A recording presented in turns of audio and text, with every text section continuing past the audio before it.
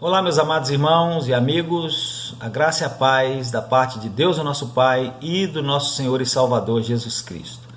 Hoje é dia 31 de dezembro do ano 2020, o último dia do ano 2020. Logo mais à noite, nós aqui na Primeira Igreja Batista em Muqui, teremos, como fazemos todos os anos, a nossa vigília de final de ano, virada de ano. Esse ano terá início às 21 horas e 30 minutos. Nós teremos profissão de fé, batismo, celebração da ceia do Senhor, dentre outras coisas mais. Mas eu entendo e compreendo que alguns irmãos não virão, Nós faremos o culto presencial, mas alguns irmãos não virão porque ainda não se sentem seguros, não se sentem à vontade para estar em algum lugar que tenha algum tipo de aglomeração, Isso por conta da pandemia que nós ainda estamos vivendo. E por isso mesmo, a mensagem que eu estarei pregando hoje à noite, eu a estou gravando aqui agora para enviar para você que vai ficar em casa, para que você possa ouvir, se você desejar assim fazer. Ninguém é obrigado a ouvir, Mas nós estaremos refletindo hoje sobre três coisas que nós não podemos esquecer, três coisas que nós não podemos perder da nossa mente.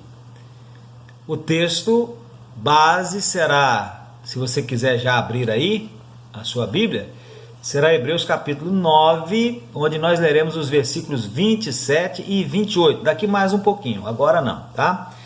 Primeiro eu quero contar uma pequena anedota para os irmãos que fala sobre esquecimento, a terribilidade do esquecimento. Então diz que um sujeito chamado Juvenal, ele vai ao médico e ele diz assim: doutor, pelo amor de Deus, eu estou desesperado, o senhor tem que me ajudar.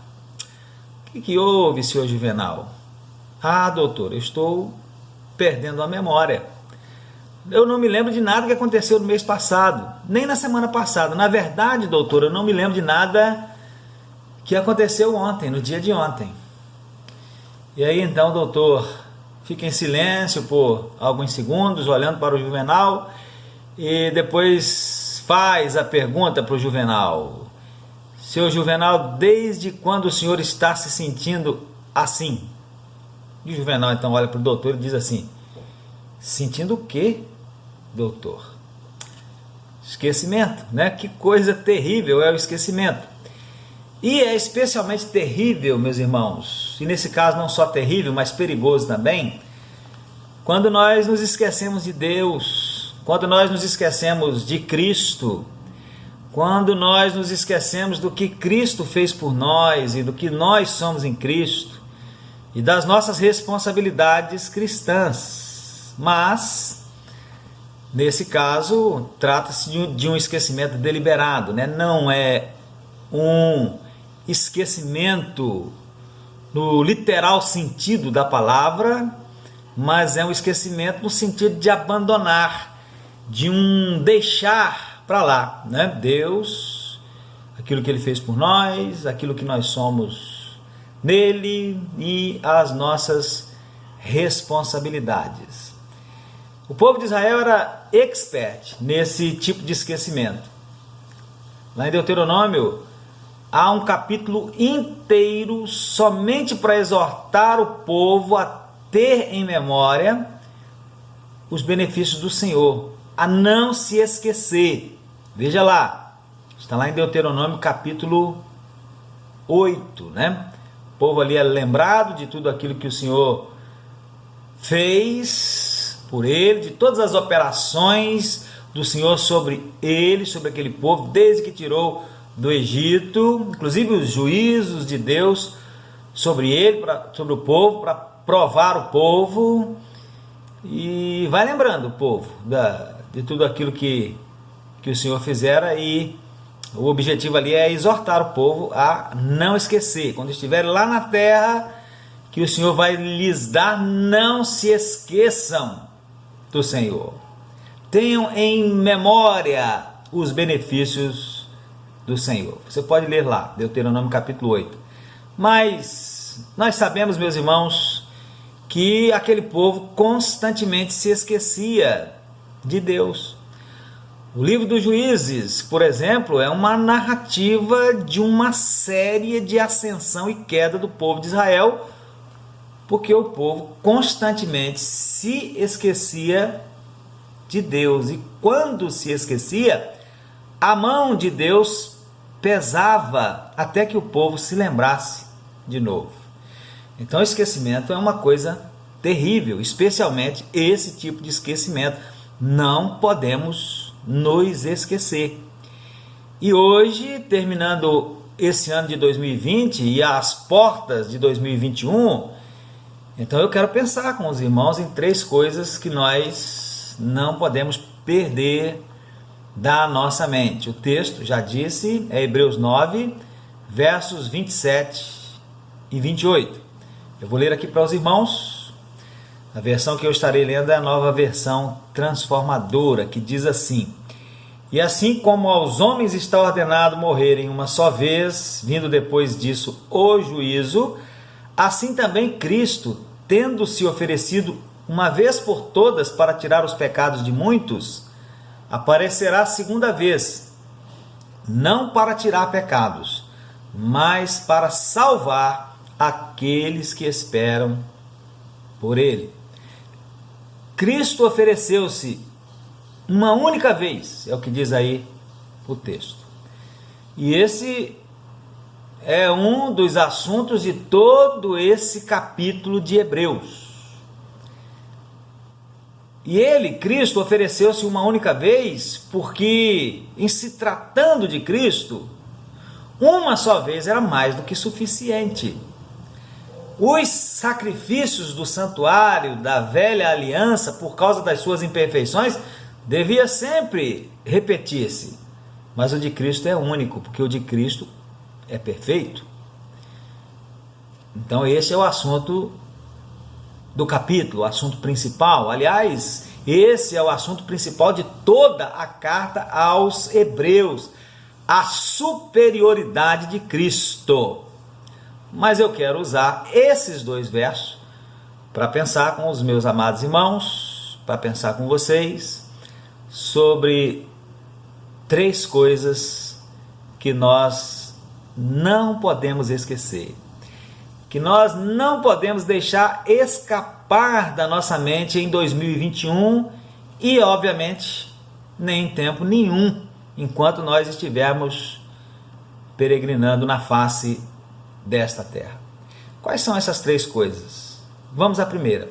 A primeira é a seguinte: só há uma vida para cada pessoa nesta terra, e depois desta vida vem o juízo e a eternidade, obviamente, com Deus ou sem Deus.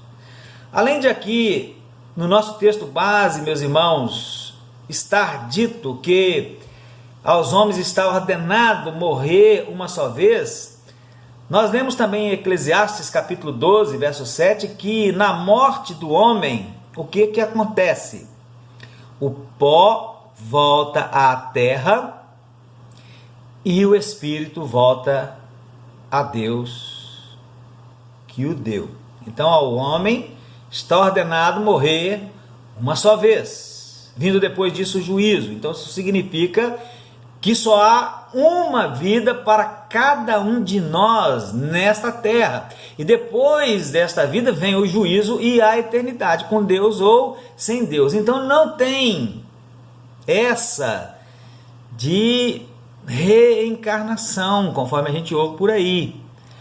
Por mais crida e por mais bem elaborada que seja essa doutrina, a doutrina da reencarnação, nós entendemos pela palavra de Deus que reencarnação, tal como ela é ensinada, não existe. Obviamente nós sabemos, todos nós sabemos, que chegará um tempo em que o nosso corpo, se já tivermos morrido, ressuscitará glorificado, se nós pertencemos a Cristo. E o nosso espírito assumirá novamente o corpo, Mas isso não pode ser comparado à chamada e ensinada doutrina da reencarnação. No Brasil, meus irmãos, a religião mais conhecida que crê na reencarnação é o Espiritismo. Mas a reencarnação é uma crença de muitas outras religiões, muitos outros sistemas filosóficos, como o hinduísmo, por exemplo, o budismo, o culto de tradição aos orixás, o rosacrucianismo e muitos outros. Mas o que diz a Bíblia? O que diz a palavra de Deus? A palavra de Deus diz, conforme nós lemos, que ao homem está ordenado morrer uma só vez. O seu corpo volta ao pó e o seu espírito volta a Deus que o deu. E depois disso, vem o juízo. Sendo assim, meu irmão, é preciso ter sabedoria para viver essa vida. Ensina-nos a contar os nossos dias de tal maneira que alcancemos um coração sábio. Foi o que disse Moisés ao escrever o Salmo 90, na parte em que ele fala sobre a brevidade da vida. Então é preciso viver a vida com sabedoria. É preciso ter sabedoria para viver essa vida. Então viva com sabedoria. E como é que a gente pode viver com sabedoria? Deixa eu dar algumas ideias para você. Primeiro, viva com Deus. Viva com sabedoria. Viva com Deus. Viva bem com Deus. A palavra do Senhor diz em Eclesiastes, capítulo 11, a partir do verso 9 até o verso 1 do capítulo 12. Alegra-te, jovem, na tua mocidade, e alegre-se o teu coração nos dias da tua mocidade, e anda pelos caminhos do teu coração e pela vista dos teus olhos. Saiba, porém, que por todas estas coisas te trará Deus a juízo. Afasta então a ira do teu coração e remove da tua carne o mal, porque a adolescência e a juventude são vaidade, isto é, são coisas passageiras. Lembra-te do teu Criador nos dias da tua mocidade, antes que venham os maus dias e cheguem os anos dos quais venhas a dizer: não tenho neles contentamento. Siga o exemplo de Paulo, quando ele disse que a sua vida só era preciosa se ele estivesse cumprindo a carreira que lhe fora designada por Deus. Então viva bem com Deus. Em segundo lugar, viva bem com seus familiares. Esqueça as discórdias. Vá lá, beije seu pai, beije sua mãe, beije os seus filhos, beije os seus irmãos. Viva bem com seus familiares. Deixe de lado aquelas briguinhas tolas que às vezes separam os familiares. Viva bem com seus irmãos em Cristo, a sua igreja. Viva bem com seus amigos. Viva bem até mesmo com seus inimigos.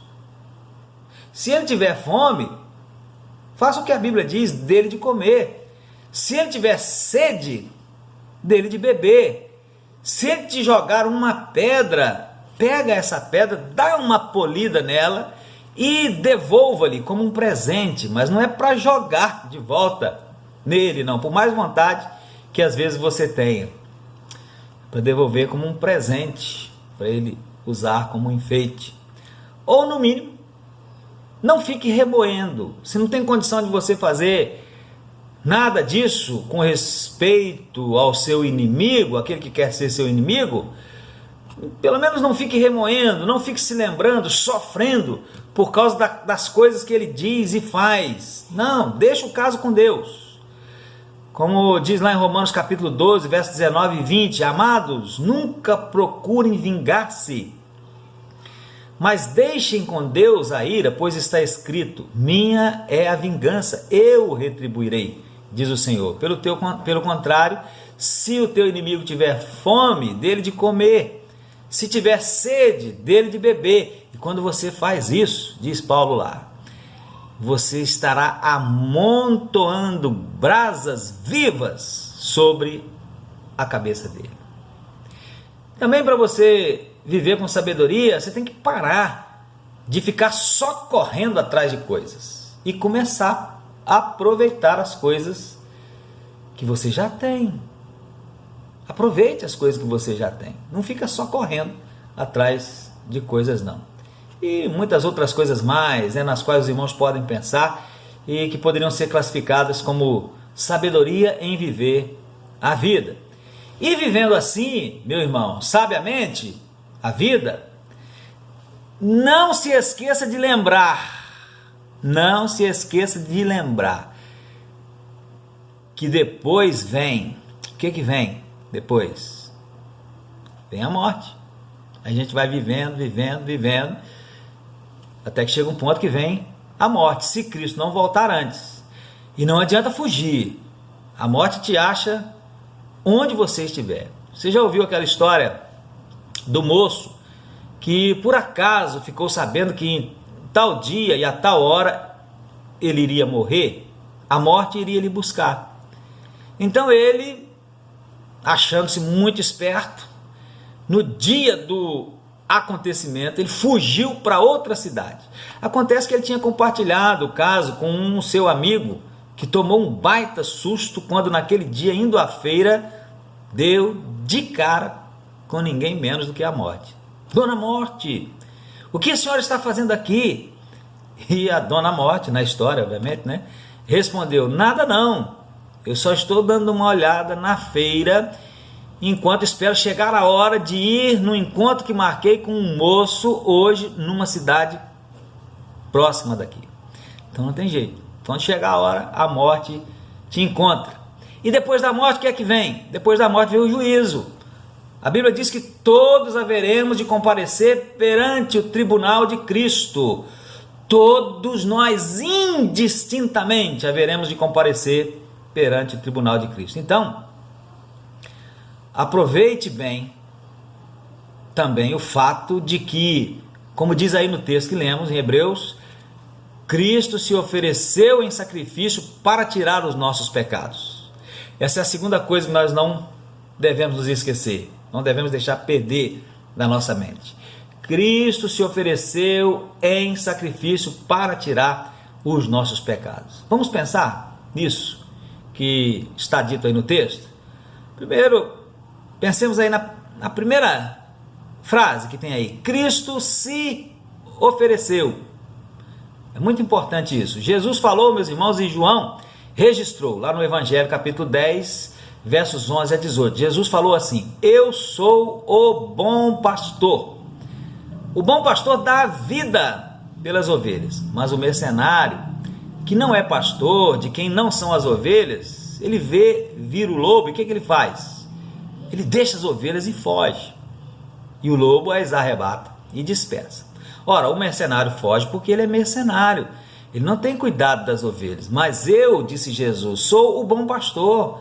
Eu conheço as minhas ovelhas e das minhas eu sou conhecido. Assim como o Pai me conhece a mim, também eu conheço o Pai e dou a vida pelas minhas ovelhas. Por isso o Pai me ama, porque eu dou a vida, a minha vida, para tornar a tomá-la.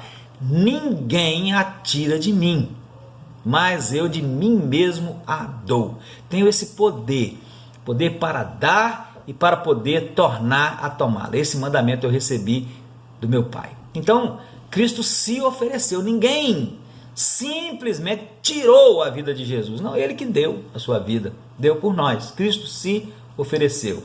Aí a seguir, o texto diz que ele fez isso uma vez.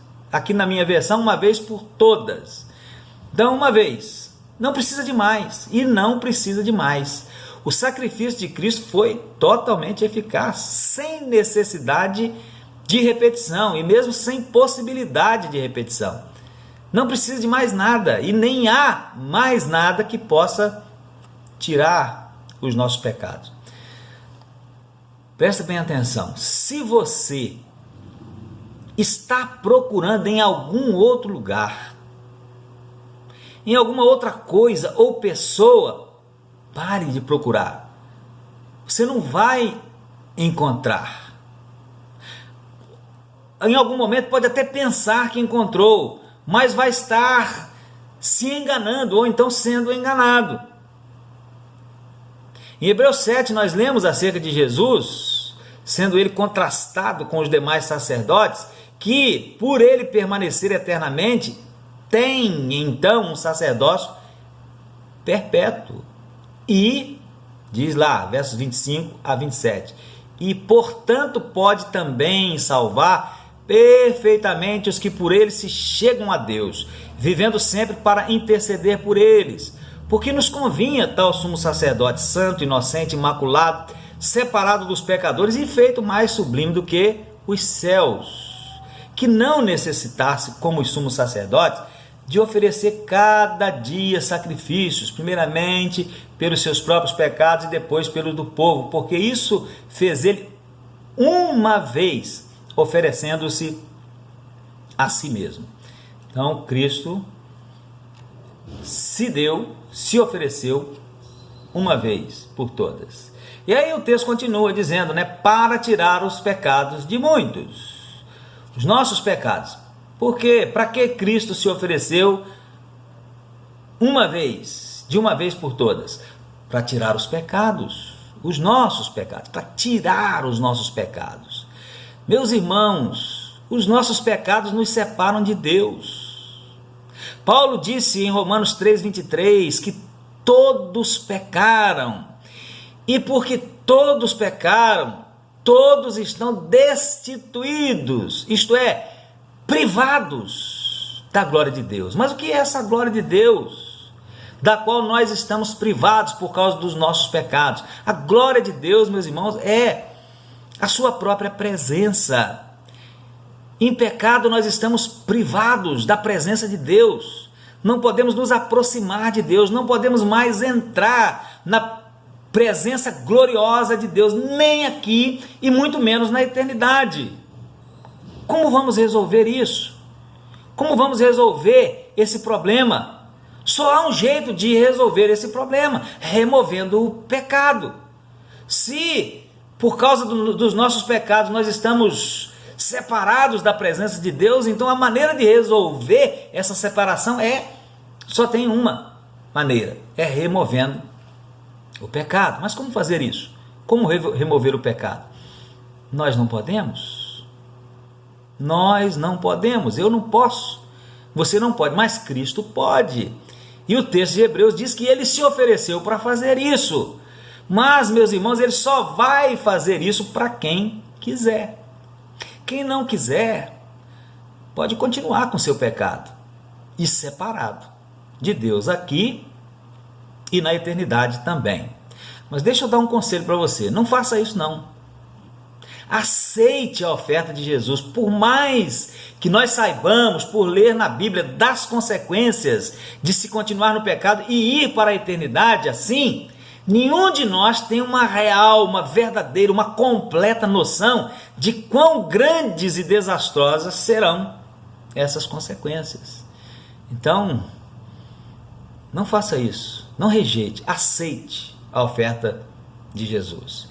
Eu me recordo de uma ocasião, meus irmãos, em que nós tentamos ajudar uma família muito pobre, cujo responsável, ou talvez fosse melhor dizer irresponsável, era um alcoólatra, um terrível alcoólatra, uma pessoa terrivelmente dominada pelo alcoolismo, e vivia numa pobreza tremenda. Pensa numa pobreza.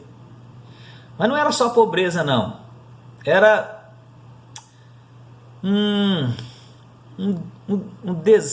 uma falta de zelo, um relaxamento também. Agora pensa numa pobreza de braços dados com um relaxamento, alguns diriam com uma porquice, Era assim, as irmãs limpavam a casa, doavam coisas e daí a mais uns dias estava tudo imundo de novo. E para piorar as coisas, tinha uma água de esgoto que fluía na frente da casa, fazia uma espécie de um pocinho, e as crianças deles ficavam ali dentro, e eles nem estavam aí para aquilo, dentro daquela água de esgoto, como se estivesse tomando banho em algum laguinho. E nós tentamos ajudar, mas eles preferiram continuar vivendo daquele jeito, eles não aceitaram, por fim eles não aceitaram a ajuda. O homem, numa ocasião, ainda desdenhou de mim. Ele pegou uma garrafa de cachaça e literalmente entornou goela abaixo, sem sair nenhuma lágrima no olho, nem uma gota de água no olho. Tão acostumado ele estava com aquilo. E aí ele me disse assim: pastor, quando eu quiser, eu paro. Mas, meus irmãos, não deu tempo de ele querer, porque ele morreu cerca de 6 meses depois. Ele não quis e sofreu as consequências. Eles não quiseram e sofreram as consequências. Cristo veio para tirar os nossos pecados, e tirados os nossos pecados, estamos então novamente na presença de Deus, salvos, só aguardando a consumação da salvação. Mas é preciso querer, é preciso receber. João escreveu que ele, Jesus, veio para o que era seu, mas os seus não o receberam. Porém, a todos quantos o receberam, a estes Jesus deu-lhes o poder de serem feitos filhos de Deus. E quem são estes? São os que creem no seu nome. Então, recebeu a Cristo, está livre do pecado e reajuntado a Deus. Não recebeu a Cristo, continua no pecado, porém separado de Deus, não tendo nenhum efeito então sobre a vida, aquilo que é dito a seguir aí no texto. A terceira coisa que nós não devemos esquecer, não devemos perder da nossa mente, que é que Cristo virá outra vez, trazendo salvação aos que esperam por Ele. Meus irmãos, Jesus está tirando o pecado agora. Tito 2,11 diz que a graça de Deus se há manifestado, trazendo salvação a todos os homens. E essa graça ainda está em operação. Jesus ainda está tirando o pecado agora. Mas quando ele voltar, ele não vem mais para tirar pecado. Não. Aparecerá segunda vez, diz aí o texto, não para tirar pecados. Não mais para tirar pecados. O que ele vem fazer? Ele vem para entregar a salvação. Salvação que nós já temos, mas que ainda não foi consumada. Ele vem para entregar, né? Aleluia, glória a Deus. Ele vem para entregar para nós, para você, a salvação. Mas preste bem atenção, para você não perder o detalhe do texto. E o detalhe está na frase: aqueles que esperam por Ele.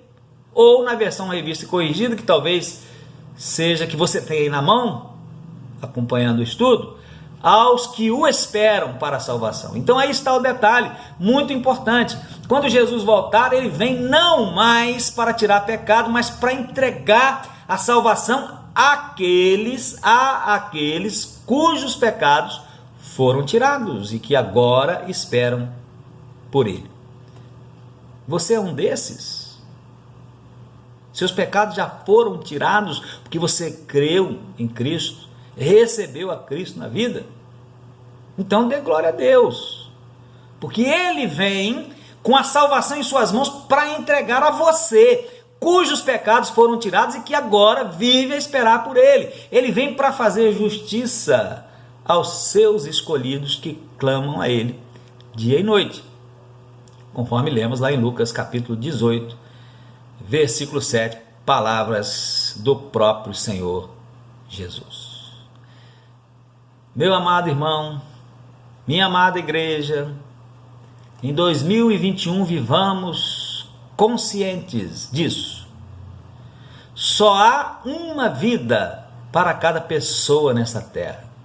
E depois vem o juízo, a morte, o juízo, a eternidade, com Deus ou sem Deus.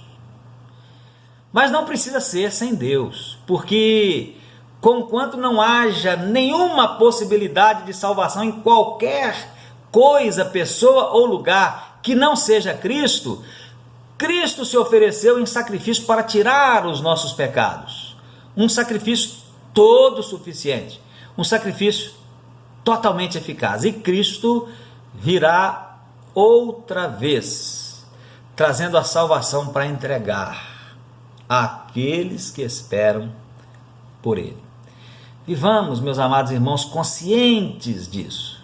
E conscientes disso, vivamos então de maneira digna de Cristo, em amor, em fidelidade, em dedicação, em gratidão e interessados de fato na prática em que mais pessoas possam ter os seus pecados tirados para receberem a salvação das mãos do Senhor em sua volta. Como é que a gente demonstra que está interessado na prática pela salvação das pessoas? É quando nós oramos pela salvação delas. E quando nos preocupamos em dar um bom testemunho para elas. E quando nos esforçamos na evangelização delas. Então vamos viver, meus irmãos, neste mundo, não para o mundo, mas para aquele que nos resgatou do mundo. Que em nada consideremos a nossa vida por preciosa, a não ser que a vivamos para a honra e a glória de nosso Senhor e Salvador Jesus Cristo. Amém? Que Deus nos abençoe, que o Espírito de Deus aplique essa palavra aos nossos corações. E eu termino desejando a você um 2021 repleto das bênçãos do Senhor, principalmente a bênção de viver juntinho de Jesus, agarrado com Jesus, em fidelidade a Jesus, servindo a Jesus. Deus abençoe a sua vida.